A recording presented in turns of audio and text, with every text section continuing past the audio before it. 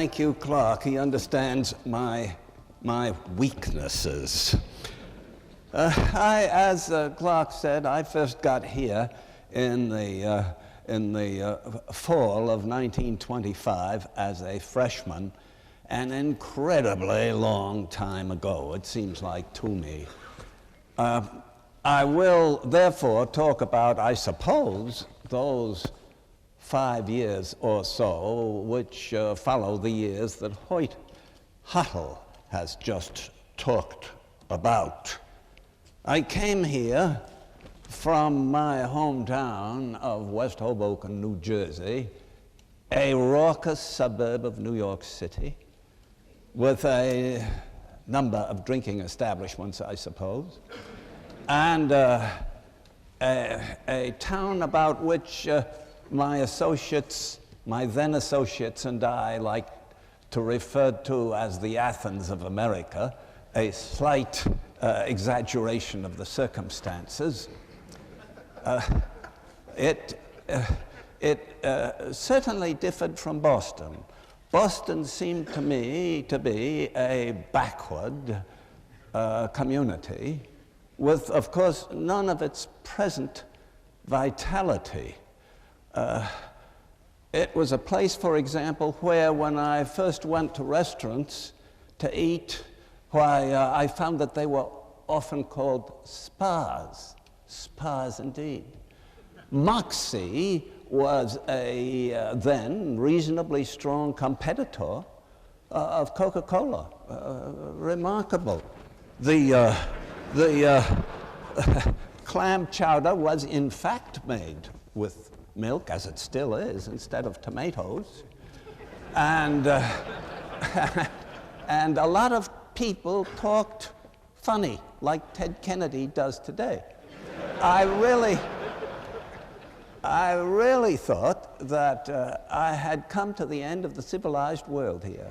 I thought that permafrost and Labrador started just a few miles north of Cambridge.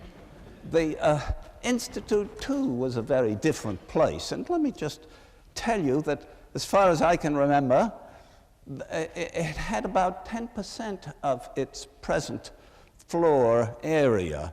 It comprised the buildings of, let's say, 1 through 5 as they exist at the present time, plus 7, plus 10, of course, plus Walker Memorial, plus Rogers across the river, and some wooden shacks out back. The corridors were thronged, of course, with students, relatively hairless masculine students, dressed, if you please, in suits, coats, vests, ties, and so on. Very few women.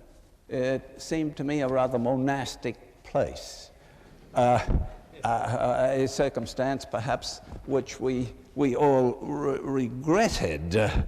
At any rate, there was practically no landscaping. The space between, and a good many of you will remember, between buildings 2 and 4 and Walker Memorial, that space was covered with coarse gravel, you remember, as was the main court. Again, coarse gravel. There was no art to speak of. No Levinsons, no Calders, no Picassos. I've rather grown to like those creations with the passage of time. That is, and I think that it's an indication of the way an engineer can grow, that even that engineer who I know particularly felt strongly about those sculptures, who said that they made him think of the droppings of B-29s flying overhead unfairly. He has changed his tune. He now finds them acceptable. At any rate, it's an indication that the engineer is capable of aesthetic growth, it seems like to me. Now, I came to the Institute for the same reasons, I guess, that a good many of my classmates did. First of all, I liked to carry out chemical experiments at home successfully without blowing off any fingers. I enjoyed, of course, machines, as my classmates did. And, of course, I was attracted by the enormous reputation of the Institute, of this department. It was generally recognized that the chemical industry was on the verge of explosive growth, and that the Institute would have a large hand in providing the men to carry forward that development. I think the man who was, of course, primarily responsible for that reputation was W.K. Lewis, a man who was in and out of the department headship. He didn't particularly like the job, but nevertheless he imposed, at that time, it seemed to us, his standards on the department. It seems to me that he had the 4 attributes that are critical to academic leadership. First of all, he had a reputation. He had a record of accomplishment. Second, he knew where he was going to go, where he wanted the profession to go. Third, he certainly wanted to. He certainly wanted to. Let me see. I had a third one here somewhere. It must be the early hour that gets me down. He certainly surrounded himself with an extremely capable staff, and fourthly, of course, he was a communicator, as we all know. Incidentally, I rather stumbled over those. They make me think, however, of what we are looking for in our national leadership at the present time. God knows. The first.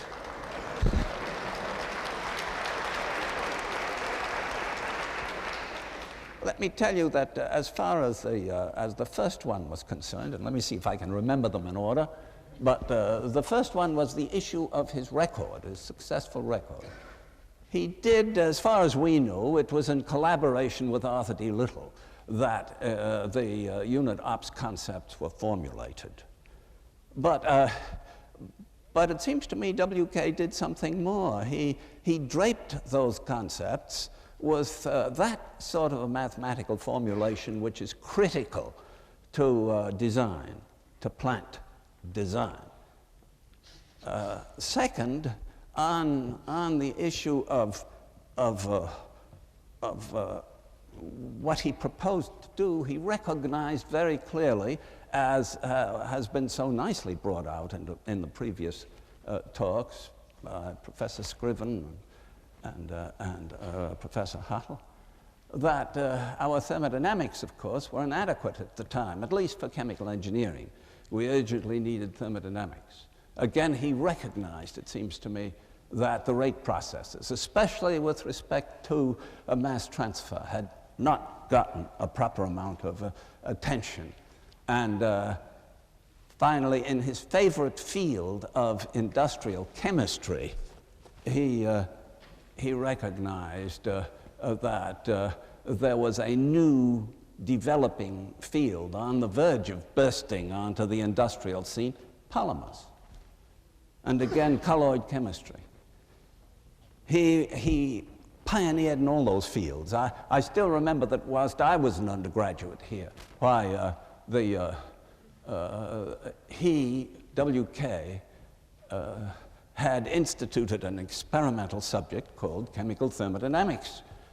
And it was one that was attended, that subject, by a few select graduate students. A good many of the staff attended.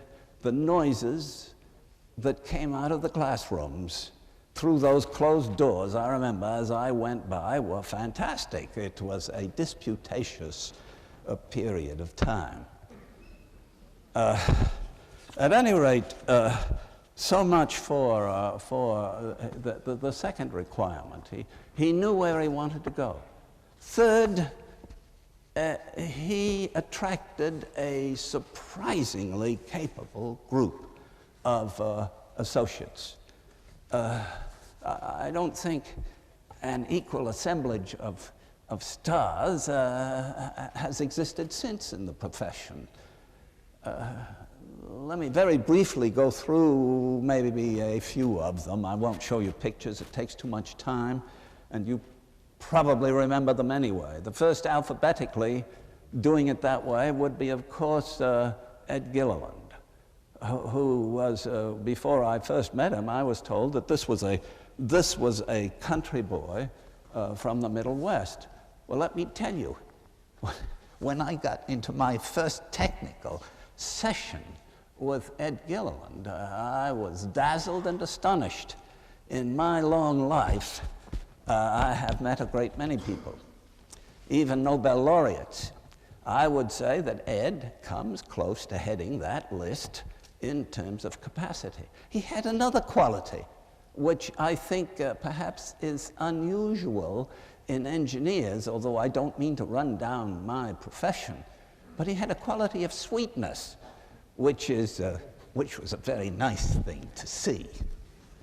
He was a nice guy, in addition to everything else.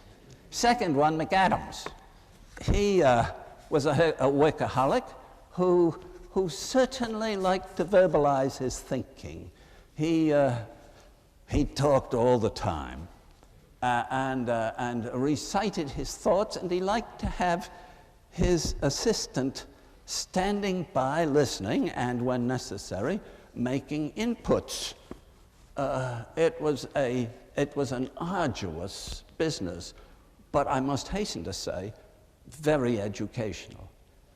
Mac loved parties, and he loved to sing, accompanying himself, of course, on a guitar.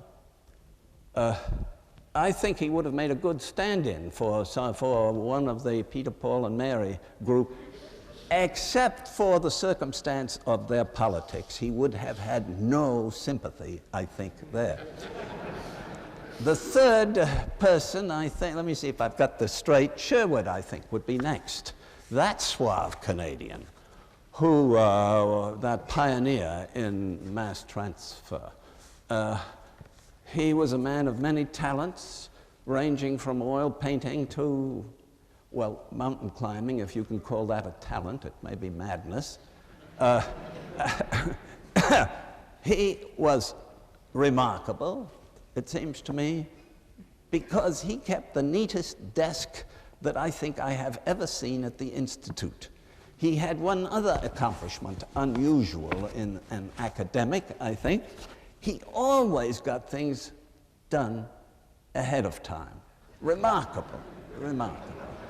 Next, Harold Weber.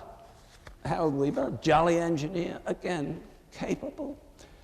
I think he was just as interested in electronics in those days as he was in chemical engineering.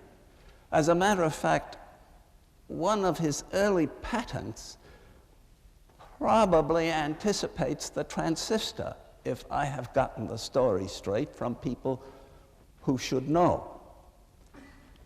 Whitman, a charmer, a born diplomat, brought in by W.K. Lewis to run the department. He was brought back. He'd been in the department for a while, went to industry, came back.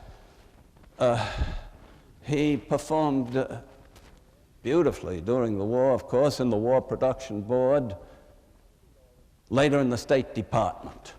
He needed all his diplomacy at times to run his, what shall I say, his stable of academics who did not lightly take to too much direction.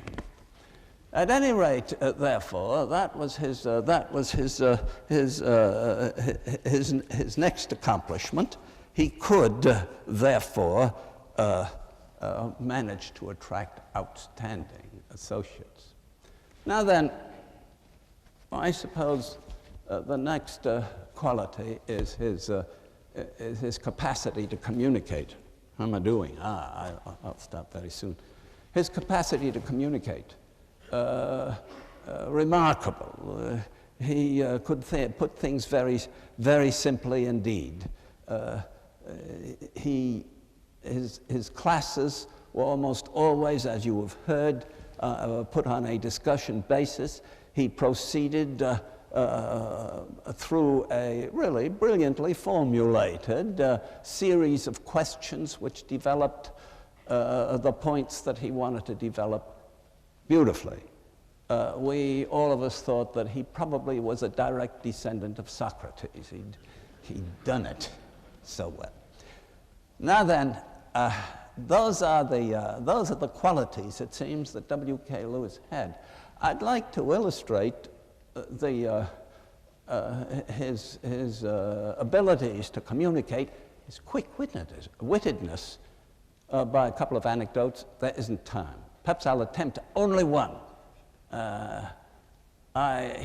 W.K. Lewis and I, in the last, I think in the later decades of his life, often took walks together around the basin here. We'd, after lunch, at Walker, let's say, we would start out across the Longfellow Bridge, then down along the Esplanade and back over Harvard Bridge, proceeding always at high speed, Doc talking practically all the time, usually haranguing me on some issue or another.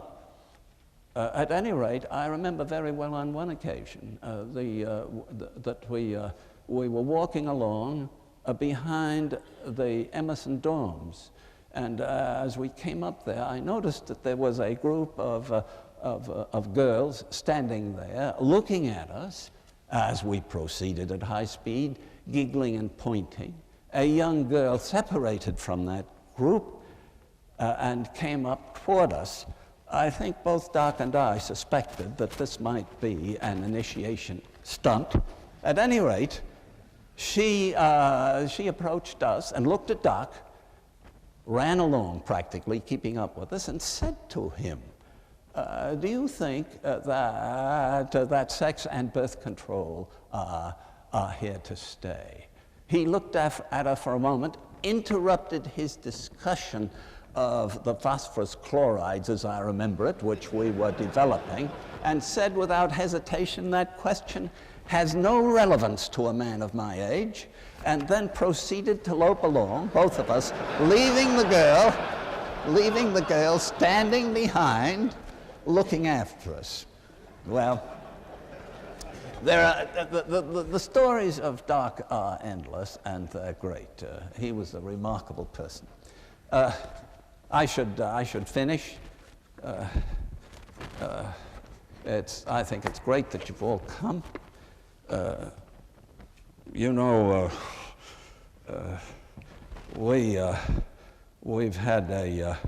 we've all of us had a great time here at the Institute. We enjoy it enormously. We love the place. We're glad that you've returned. Thank you very much.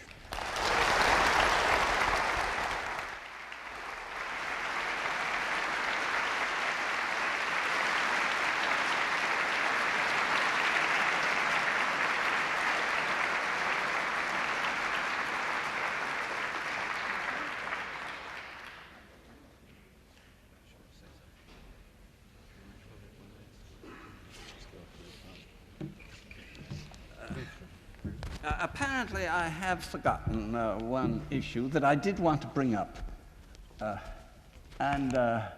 This is a characteristic of an aging mind. I have great difficulty in remembering things. I was going to tell you that Professor Hartle, I hope he will forgive me, but of course, I guess I told you that he is in a class with Gilliland. But he is somewhat forgetful from time to time. And I hope he will forgive me if I mention the fact that, characteristically, For example, he did on one occasion travel to a professional meeting in Providence by automobile, then returned after a very arduous day by train that evening, leaving our...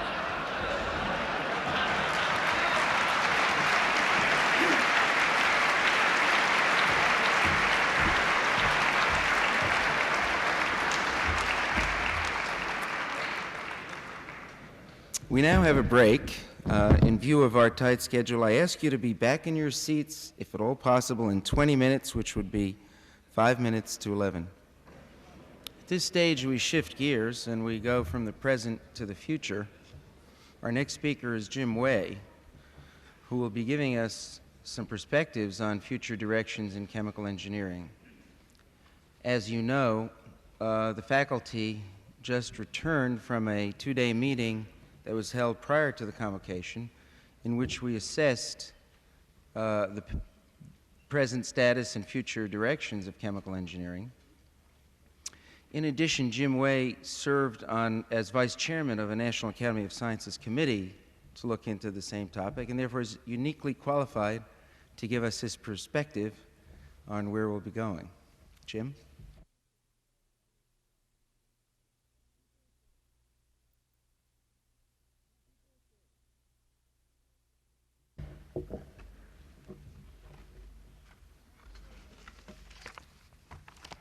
Happy birthday.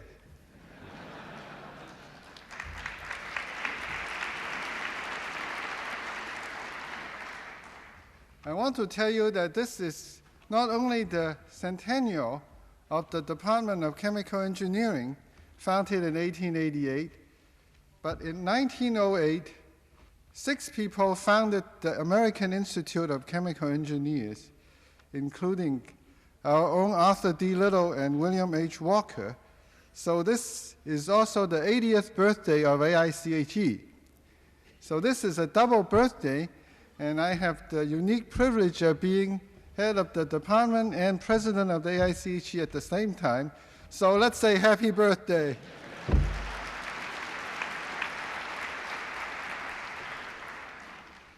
I also want to say that the registration showed that we have one member of the class of 1923 here, Ragnar Nace, but there is a late registrant also here today, Dunbar Shanklin, who likes very much to get together with him. I suspect they might not have met for 55 years.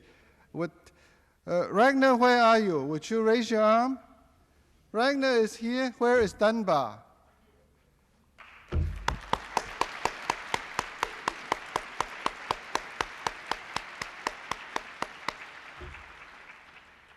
I'm sure you'll have a great reunion. Now, there are a number of talks before about the great achievements that we have achieved in the last century, but we also heard from the provost about crisis coming and storm clouds on the horizon. Now, Paul Gray appointed a commission to study productivity and competition. And we start looking into the question about how the various industries are doing. The question is why America is no longer making things that the rest of the world want to buy. Now, we made the study and we found that the good news is that the chemical industry is one of the 2 most successful American industries today. They are maintaining a healthy world competition and earning a surplus of $11 billion of export over import this year. Now, I am tempted to say that this is because the chemical industry is managed by chemical engineers. They have superior brains, excellent education, and good looks. But we do believe that the chemical industry has what we call an innovative culture at the top management of these industries. They are usually chemical engineers who love to make things well, and they're committed to the long-range view and cutting-edge technologies as the competitive tool in the world. Now, we educators have to try to play a role in maintaining this innovative culture. 4 years ago, a group of chemical engineers got together to begin a study on chemical engineering frontiers, research needs and opportunities under the sponsorship of the national academies. I've been talking to the students for quite some time now about the frontiers, what it is, how to get there, and how to stay on top. So the student chapter of the AICHE put together a T-shirt that looks like this. And it says, MIT AICHE Frontiers in Chemical Engineering, with logos on biotechnology, microelectronics, computer-aided engineering, and so forth. I heard there are still a few left in the stock. If you feel you cannot leave Cambridge without one, you should talk to the student chapter AICHE leaders and see what they can do for you. Now, this committee has produced a report last year, and I brought you a copy of the report to show you. And it is very handsomely done, and it is required reading for all chemical engineers who seriously want to know where the future is. We have also produced an abridged version written in simpler language with pretty pictures. They are intended for high school students and for your boss or congressman who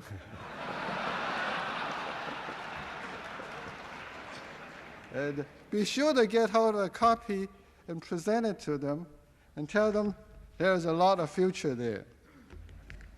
Now, the good news in these reports tells you that there are many splendid opportunities for chemical engineers in the next century. There are many of them are due to new science developments which open up technologies that have unprecedented power to improve our lives in areas such as biotechnology, microelectronics, and advanced materials. We, the chemical engineers, have the concepts and tools to help develop these industries.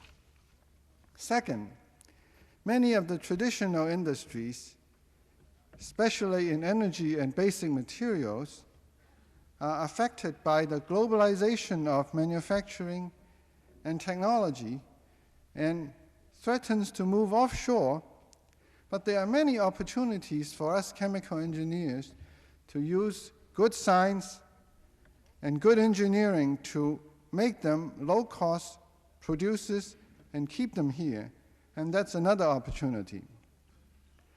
The third one is that the public has much greater expectations now from us on community health and safety and on environmental protection, and we should show the world that we are the solutions and not the problems, and we should declare ourselves to be the cradle and grave guardians of toxic substances from the generation, transportation, use, and final disposal.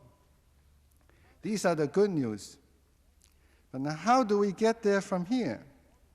Do we already possess all the tools and concepts we need?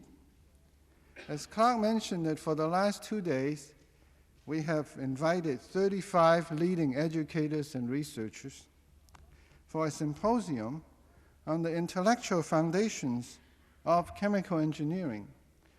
We want to know, how do we get there from here? Let me tell you some of the general consensus that we have arrived. That we already have many of the required concepts and tools in our curriculum to equip our students to be effective. We are good at working at things at the molecular scale, as some of the speakers last 2 days told us that we are now moving from an era of manufacturing of electronic things by mechanical steps, such as soldering wires, blowing glass, to an era of molecular or chemical fabrication steps like chemical vapor deposition. This is also happening in the ceramic and the polymer area, and we feel that we have unique contributions because chemical manufacturing is becoming important. However, we really don't have all the tools we need yet to learn these new industries. To get into biotechnology, we need to learn biochemistry and genetics, and we need to learn about polymer chemistry, solid-state chemistry, many, many subjects that are not in our curriculum. And we need to forge multidisciplinary teams because we cannot do it alone. We need partners, and we have to learn how to work with partners.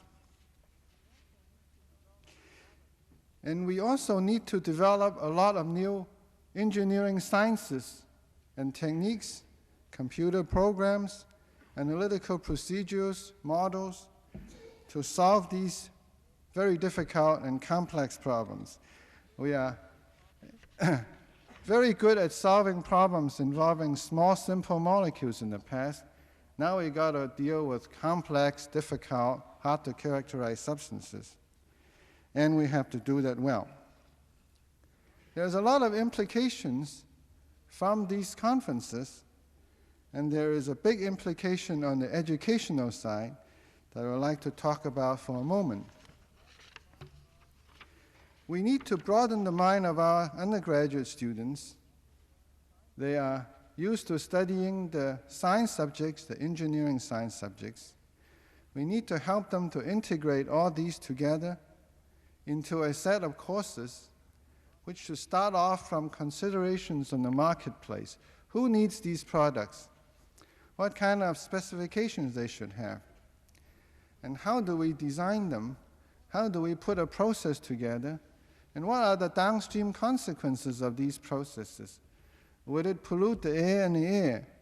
And these are a set of innovative courses, which we call the ICE courses, or the Integrated Chemical Engineering courses. They'll be described next by Professors Evans, Son, and Merrill. Now, there is increasing demand that we put more and more material in our curriculum.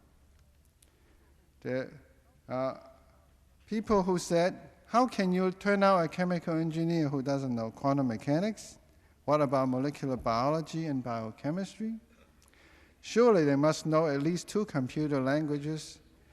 And to be effective in a global economy, how can they live without learning foreign languages and foreign cultures? And surely they cannot live without understanding environment and social concerns. And, of course, what about ethics? Very important topics, all of them. But you know that an MIT education is like drinking from a fire hose. You have all heard that when you came as a freshman. And now, is this time to increase the pressure on the fire hose? Now, there are a number of things that we are wrestling with, and we keep on finding ourselves coming back and back to the question, how do you make the, put more material in and still get through in 4 years, and the students still should have time to watch the Red Sox game, to drink beer in the dormitories, and to make friendships and grow as individuals. I think that it is time for us to put aside the pretense that we can really turn out a professional engineer in a 4 year of college. The truth is that we have never done that. Engineering education has always been a partnership between universities and industry.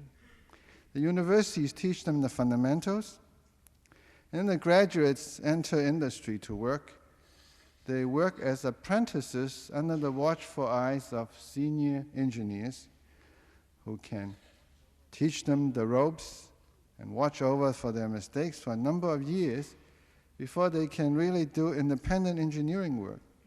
This is really no different from medical education, where the internship and residency are done in hospitals and clinics, and we have our students doing them in the industries. Of course, this is the concept of the practice school, which John Deutscher mentioned is forming a model of education in MIT. Now, it is time for us to recognize that the 4-year bachelor's degree is a general preparation for a number of exciting careers. What do I mean? If you take a 4-year bachelor's degree, it gives you a very good general preparation. You can go to work for industry and get on-the-job training to do a number of very, very exciting things.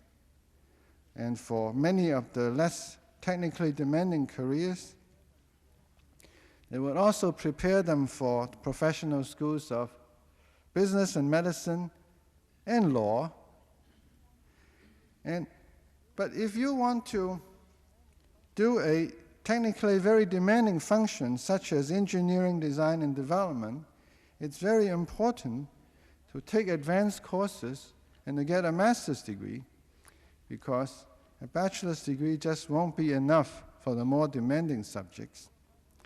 And to be effective in the new high-tech areas, you will need courses in the new sciences, in the biochemistry, in the polymers, in the microelectronics. And of course, we know to do teaching and research, we need a doctor's degree. Now, this is all very well, you say. What about accreditation?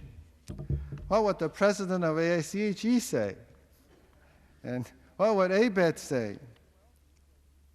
Well, the answer may well be that we should design the 4-year bachelor's degree to be a more broadening experience. The students who start at 4 years would have a good general preparation, but we really ought to, what I would call, practice truth in labeling. We should shift the focus of accreditation to the master's degree. Now we are beginning to really put enough subjects together and experience together to train a professional student for the future. Doc Lewis used to tell us that a chemical engineer can do anything, and we certainly agree with him. With him staring down at us, we had to agree. And of course, we know that he was right. Not only we are all born with superior intelligence and good looks, we also have a splendid education. And the most important thing is that we do our homework, and we keep on doing our homework after we graduate from college. We keep up with the world, we keep educating ourselves, and we keep preparing ourselves for the future. I want to say that, my fellow chemical engineers, the next century would be even more glorious than the first century. Thank you.